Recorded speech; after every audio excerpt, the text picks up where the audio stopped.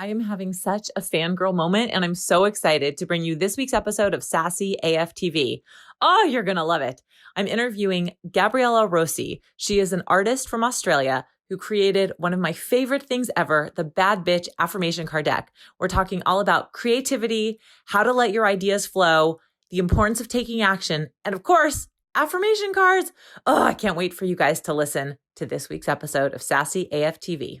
Welcome back to another episode of Sassy AF TV. I'm Hallie with Sassy Healthy Fit, and I'm super, super excited to have our guest here today, Ms. Gabriella Rosie. She is an artist. We met on Instagram, and I'm totally having a fangirl moment that she is on my computer with me live from Australia. How fucking cool is that? I'm so excited. So excited. So Gabby, welcome. This is amazing. Like, honestly, I said before we started our call today that I feel like I've been stalking you for months, although we've chatted back and forth many times. I've, bought your affirmation cards. I'm a huge fan. So clearly we're real friends in real life too. So, and when I get to Australia someday, we'll hug and, coffee, we'll talk all of the things. All of the things. Absolutely. So welcome. I'm so glad you're here. I'm so glad to be here. We've been speaking online for so long now. It's crazy to have people outside of Instagram. That's the magic of it, right? Right. What is that? So tell me a little bit about, I don't even remember exactly how I came across you, but, for sure your color scheme, I know that sounds a little crazy, but I'm very drawn to visuals, and everything about your energy through color to me has been so impactful, and it's just, drawn me to you like a moth to a flame, just like this magical energy. So tell us about yourself. Tell us about your creativity. Who are you? Who is Gabriella? Oh, never know how to answer that question, but I'll try my best. So I first and foremost, and I guess the overarching term is I'm an artist. So I'm extremely drawn to visuals and colors the same way that you are as well. Like, colors feel like an extra language to me, and I really use the power of that in all of my work. So I'll do things like my affirmations. I think I'm mostly known for, where I do my bad bitch affirmations, and I'll have these phrases that I made into a deck of cards. But I do visual art, I do illustration, I do writing, I do speaking and consulting, just so many things. Like, whatever I feel excited to do, it's most important to me that I have the freedom in my work to create whatever I feel most inspired to create. And honestly, we live in the best time ever that is an option. It does not, it's not lost on me that the insane privilege of being able to be what do I feel inspired to create? I'm going to create that thing, put it out to the world, and I'm going to make money from it. That is the most insane privilege, and I feel so excited that I get to do that. And that is what gives me the most energy to just create endlessly for hours and be able to put it out in the world, connect with people through making stuff. It's absolute magic for me. That's so cool. Have you always been this creative? Were you born like a creative spirit, or did it kind of come to you later in life? Yeah, I mean, I kind of think everyone's creative. It's an innate human ability and need to create things, and it can come up in so many ways. From humans love to create things with our hands, and it's very it's a very feminine energy as well. Women and uterus having people create babies. We create these things in the world. That's the very literalness. Everybody loves to create things. Children all love, you pull out some paints with kids and they'll absolutely go ham for it for hours. They're into that so much. So I'm the same as everyone. I've always loved creating. It's always been something that I'm drawn to and wanted to do, and always something I've done. It's never been something that I've done through education so much. I did art in high school, but I have a degree in psychology. I'm interested in so many different things, and it wasn't something I pursued through education, but it was something I always did. So the whole time I was studying, I had an online shop where I sold jewelry and clothes, and I had blogs where I'd write about the things I'm making and talk about art and talk about fashion. So always something that I've, I guess, prioritized in my life and just been there's no way I couldn't. There's no way I could like stop myself from like having to make stuff. It's just, yeah, I guess it's just who I am. But I think it's a lot of like what most people are. Like most people have like the need to create something. It's just the things I create, I guess, are more stereotypically like creative things, like literally painting, where everyone loves to like bake cakes or create things in whatever way comes to them. That's awesome. It's funny. It reminds me of a podcast I was just listening to, and I can't remember who was speaking about this, but they were talking about, this idea that when we're children, like you said, you put down a piece of paper and some paints or markers or pens or whatever, and we start drawing, or most children will start creating, doing something, or you put down blocks and they'll start building, or they'll do something with Play-Doh or whatever it is, right? But at some point, for a lot of us, that gets lost for whatever reason. Like I can remember clearly when I was maybe in second grade and we were told to draw a lamb. Oh, I remember. It was March, and they have the expression, I don't know if they say this in Australia, but March comes in like, well, no, it would be different because of the seasons, but March goes in like a lion and out like a lamb, meaning that the weather starts rough and then it ends a little more gently as you get into springtime. So we had the choice to either draw a lion or a lamb, and I chose a lamb, and I could not for the life of me figure out how to make this little swirly thing to represent the wool on the lamb. And I remember getting so frustrated. And that's like a pivotal moment where I was like, nope, I can't draw. And so therefore I kind of shut down and was like, nope, I'm not creative. But I think you make a really good point that creativity, it's not about drawing or painting. I mean, yes, those are parts of it, right? But there's so many ways that we can create and tap into our creative energy.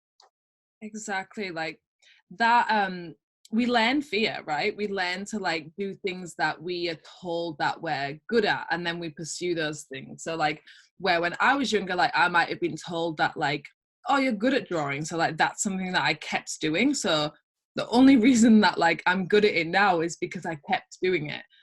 And like, yeah, as you said, like there's an endless way to be creative, but like if someone when they're younger is stifled or like made to feel like afraid to share their creativity, when it's like, oh, you're not very good at that, stop doing that, or we're taught that like people can't be successful at it, or that it's only for a certain number of people, so then everyone else just kind of drops it and figures that like it's not for me, like that's not my talent, that's not my gift, so then they don't pursue it anymore, and then that is actually what makes them not well versed and not having the skill. And it's funny, I watched a documentary on Bill Gates the other day, 10 out of 10 recommend, and he is extremely creative.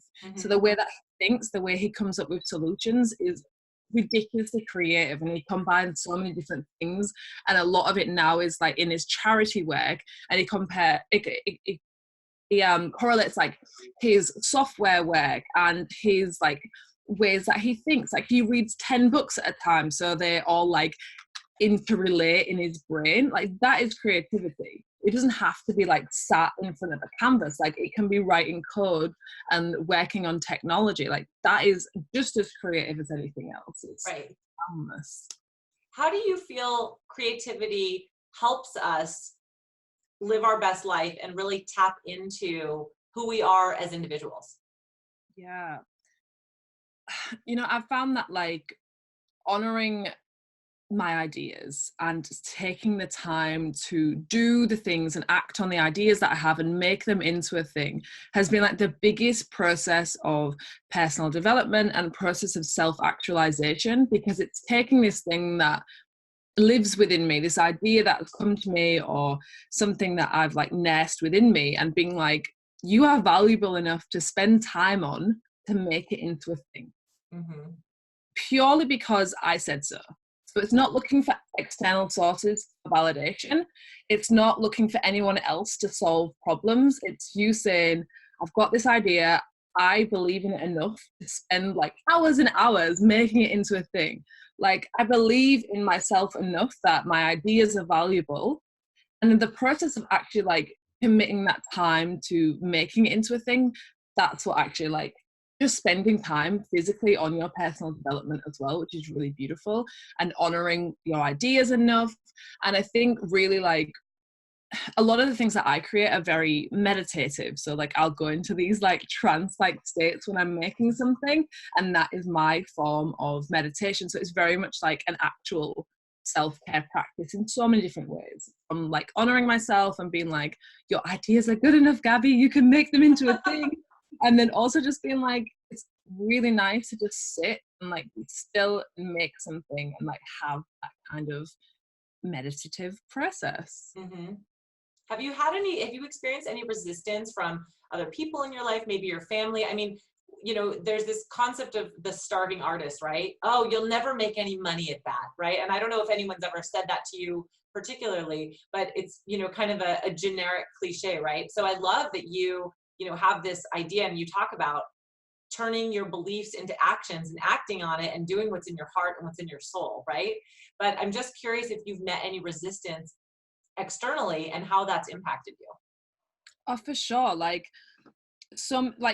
most people aren't going to believe in like the dreams and the vision I have, because like they don't have it. Like it's mine to have and mine to believe and mine to make others believe in it as well. But it goes back to like in society we're taught that certain people are talented and certain people have the skills, and to see people as different from us, but to see these people like on a hierarchy and see people as Picasso and Andy Warhol, those are the artists, those are like the extremities, those are the people who like can make money at it, and they're just like a billion miles away. Like that's such a high ridiculous bar to hold to ourselves. So people still see creativity as something that isn't attainable, something that can't be a normal business, can't be a money-making thing. And it's totally wrong, especially now. Like we're able to share our work pretty much for free. We're able to sell it online to people all around the world. Like instantly we can connect with people and build an audience. There's no better time than now to make money from whatever it is that we want to create. And I think the idea that you have to be like one of the chosen people who's just like granted these skills, that is what is poisonous. And that's what gives people like that idea that only certain people can do it, and that it's not a feasible option, and that it's not a safe option to do as well. Like most of the time it's not from like a bad place where people have those fears about pursuing creative career paths. It's from like a fearful place. People want you to do good, but in that they're putting their own biased beliefs on something that isn't actually true. Like there's a lot of pressure, I guess, to get a stable job and to have like other sources validating you and saying that like you deserve this money and we're going to pay you every week.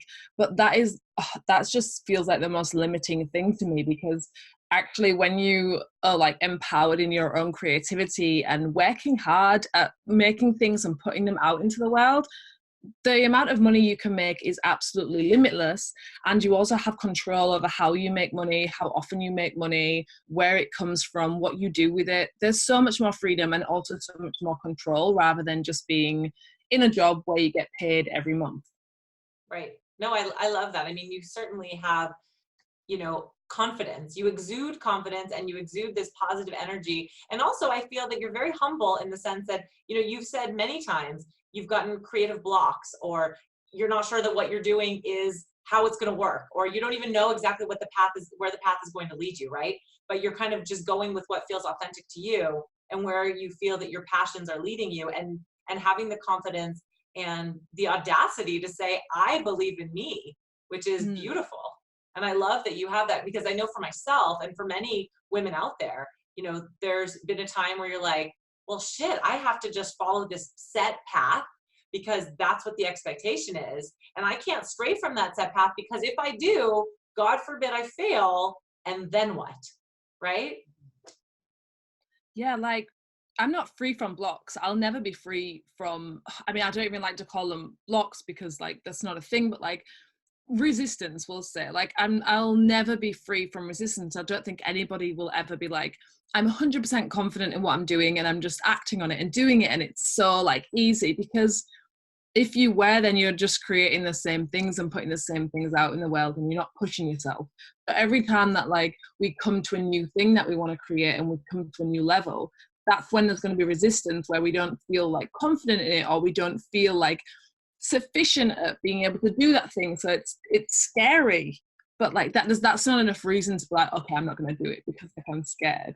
The fun of it actually comes from when we acknowledge that I'm always going to be like shit scared to do things, and things are always going to be pushing me, and I'm always kind of going to be a little bit lost and confused, and there's going to be times when I'm not sure what I'm creating, if it's the right thing or whatever. Like, it can be an endless amount of things, but then not allowing that to actually stop us from doing it. Like, we can just acknowledge that and be like, oh cool, this is literally like a normal human response to like being in a vulnerable situation, of sharing your art, and then just being like, I don't know what I'm doing, I'm making this up as I go along. Like, of course it's like a scary situation, I have no idea what I'm going to be doing next year. So, which is like the freedom that like we want from it. But then, like, it's allowed to be a scary thing. It's allowed to be vulnerable. We're allowed to have fears, and we're allowed to have resistance. And just allowing that is what actually gives you the freedom to like, cool, I'm going to acknowledge that, but like, I'm still going to do the thing. Oh, I love that. That's so good. I was just thinking as you're talking, it's exhilarating. It's kind of like, and I have a really big fear of heights. Like, the thought of skydiving, it scares the shit out of me. Like, I don't think I could ever do it. Maybe, I don't know, but I would have to like literally be pushed out of that plane. But the thought of what you're describing, right? That unknown, that acknowledgement of the resistance, the fear, etc. It's kind of that exhilarating space where I kind of imagine if I were to jump out of the plane, you know, that first free fall moment when you're like, oh my God. And then, you know, it kind of feels like that. It's like that's exhilaration in the uncertainty.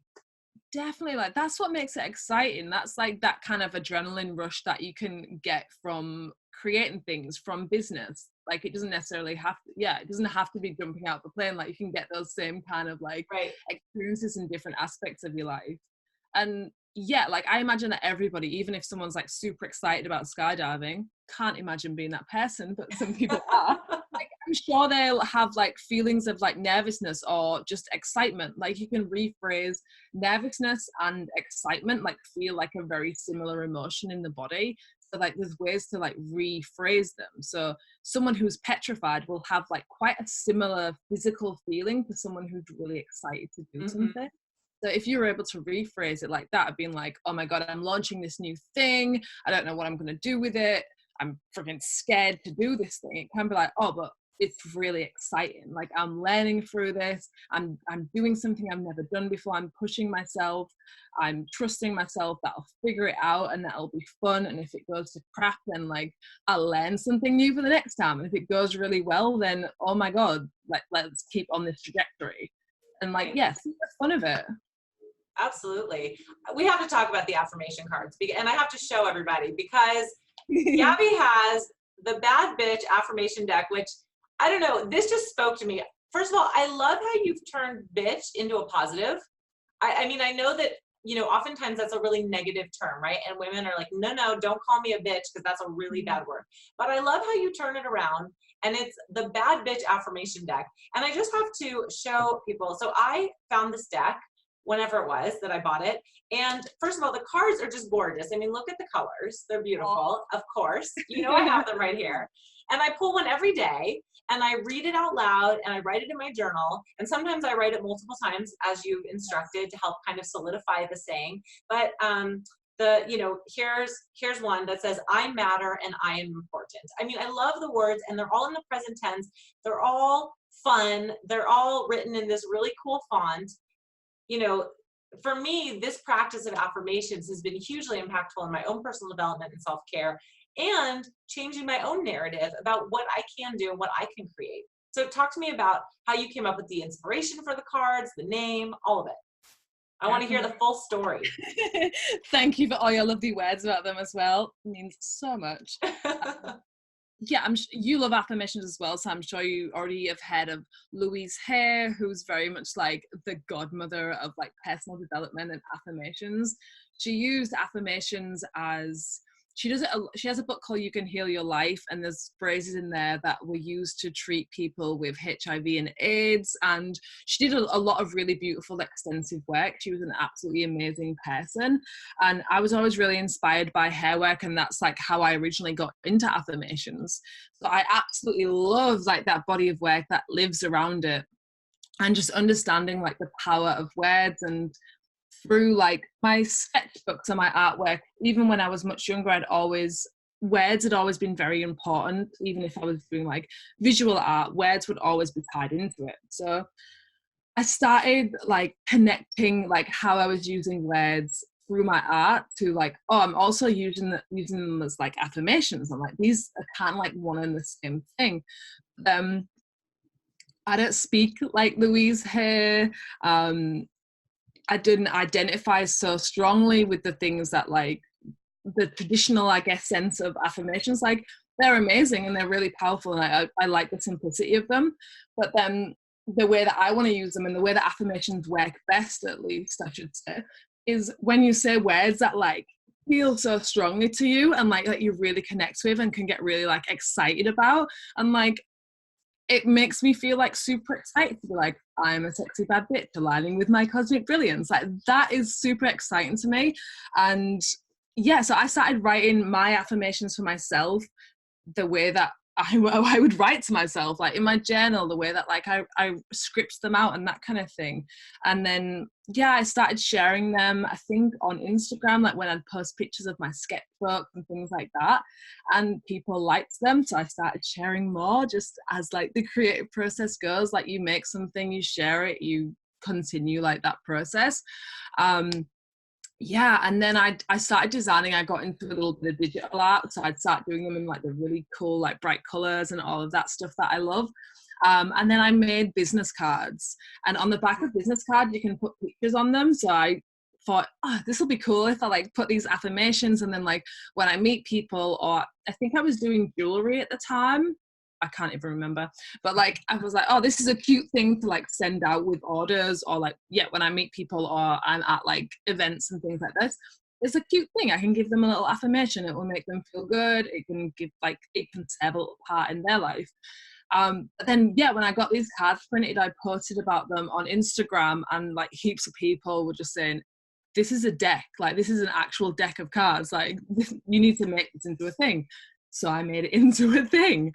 Like, it all happened like super organically. And the first deck I printed was really simple and quite small, and I just kept editing it. So now it's on to its third edition. It's totally different. Like, it's doubled in size. It's got even brighter. Like, the creative process for me through that was just continually improving and working on something, and going deeper into like how the affirmations play a role in my life and other people's lives. Because it was really fun. From the first deck, I got like a lot of feedback from people and saw how they were using them in their life, and that just propelled me to want to create it in so many more new ways as well. I love that. That's so cool. I like that you took a concept that resonated with you on one level, but didn't speak to you personally. And then you adapted it into your own life practice, and then created something that others could then learn from and adopt for themselves. That's so cool. I mean, that to me is like the epitome of creativity right there.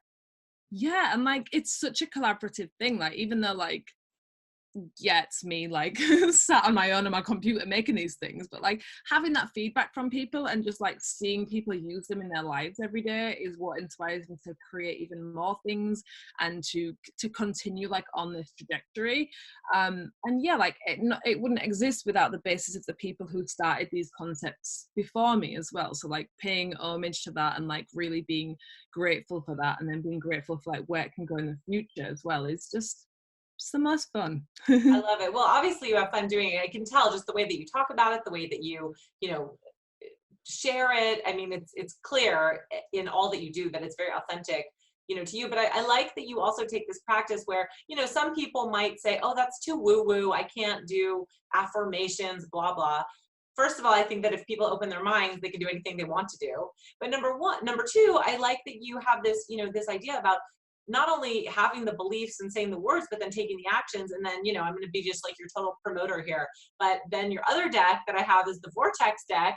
And what I love about this, so the Vortex deck, a bad bitch's tool to get in the vortex, right? So these are all the action items that you take to go along with the affirmation cards. Like the one I pulled today says, forgive. And I love these as just a little reminder of one action that you can take. I think I pulled one yesterday that said, take a bath.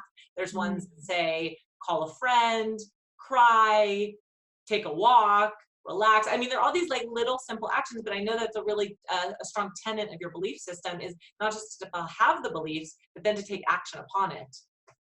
100%. And like with making the Vortex deck, it was that my whole drive for that was, I'm someone who gets like so drawn into my work and the things that I'm doing and can get very busy with just life.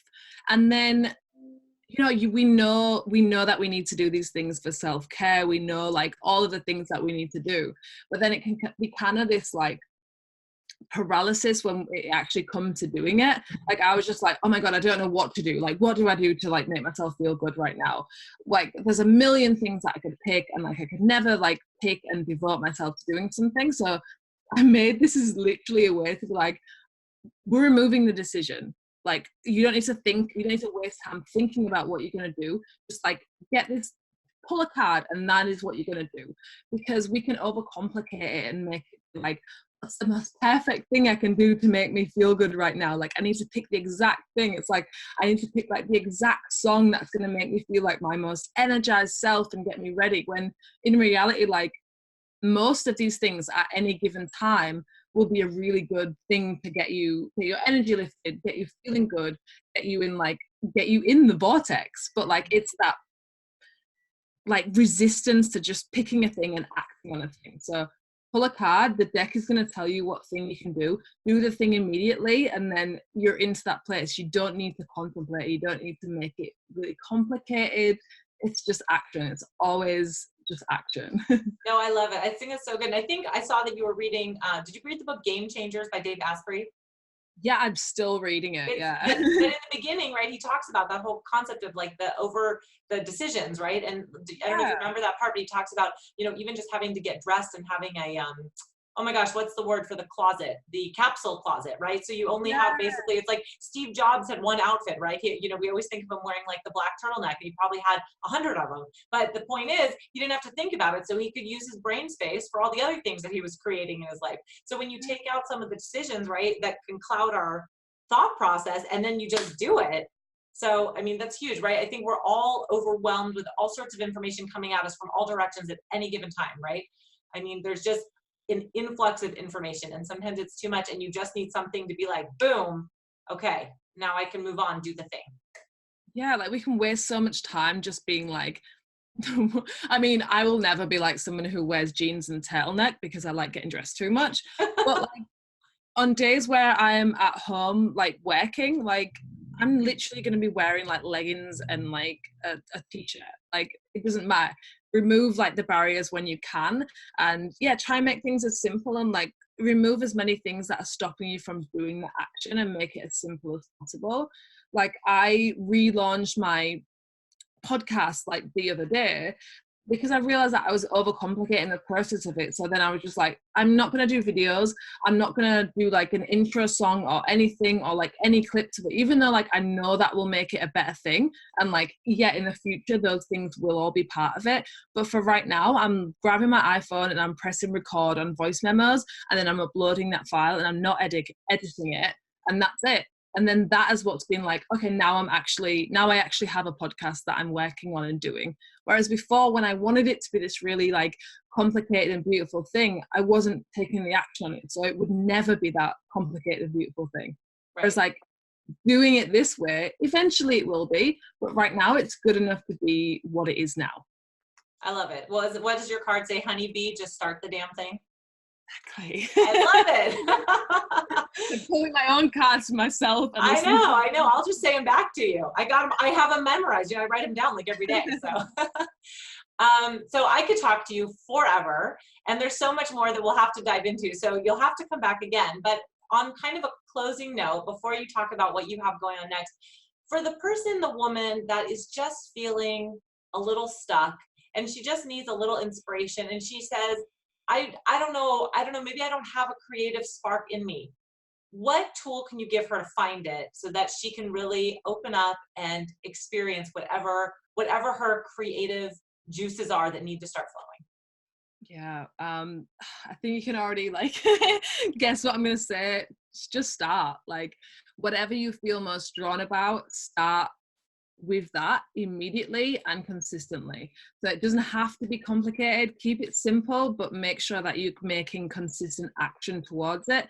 That can literally be 20 minutes a day, and you can spend that 20 minutes reading. You can spend that 20 minutes listening to a podcast that makes you inspired. You can spend that time journaling, writing out your ideas, making plans, or you can spend that 20 minutes physically creating the thing that you want to create.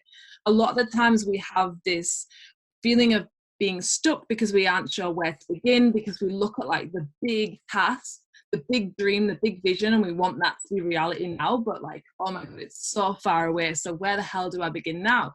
Just start now, do one thing, and once that's finished, then think about the next thing after that. Really keep it as simple as possible.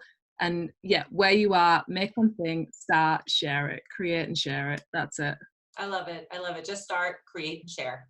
Perfect. I love it. And my whole thing, I love to tell women, keep it simple, sustainable, and fun in all aspects of your life. Because if it's not simple, sustainable, and fun, you're not going to do it. Oh my God, that is so it. Right? Is so it. That's got to be the next card. That's got to be the baddie bitch, whatever it's called. So where can everybody find you? What do you have going on next? What's up for Gabby? Yeah, so I'm at GabriellaRosie.com. My Instagram is at Gabriella Rosie, where I'm on there constantly. She is, I can vouch for that. Yeah, and you'll always I'm always going to be posting about what I'm doing on there. And I think the main focus that I'm really excited about right now is my podcast. So Creating Happy, where I've got this place talking about creativity and how we can make creativity part of our everyday lives. And yeah, really going deeper into this topic and exploring what I can create about creating. But yeah, empowering women to just make things and do the things. That's really what I'm excited about right now. I love it. Well, I'm so honored and blessed and so grateful for you for being here. It's been so much fun to talk to you in real time, in real life, even if we're however many thousands of miles away. But it's so awesome. And I just want you to know that you inspire me every day. And, from my personal development journey, which has been quite a road over the last year and a half or 2 years, doing the affirmations has been a tremendous part of my personal journey. So if Louise Hay was the, kind of the spark to your inspiration for affirmations, I would say that you, Gabby, are the spark to mine. So thank you for everything. I really, really appreciate that. That means literally the world to me. Thank you so much. And thank you so much for having me on here as well. Awesome. Well, thank you. Thank you. And thank you everyone for watching. We will be back next week with another episode of Sassy AF TV. And until then, make sure you follow us all on Instagram. How amazing is Gabby? Honeybee, just start the damn thing. Ooh, I can't wait to see what you're coming up with in your creative journey. If you loved this episode as much as I did, please make sure to share it with your friends and post it on all the social places, especially Instagram, so Gabby and I can give you back some love. Have an awesome day, and thanks for watching Sassy AF TV.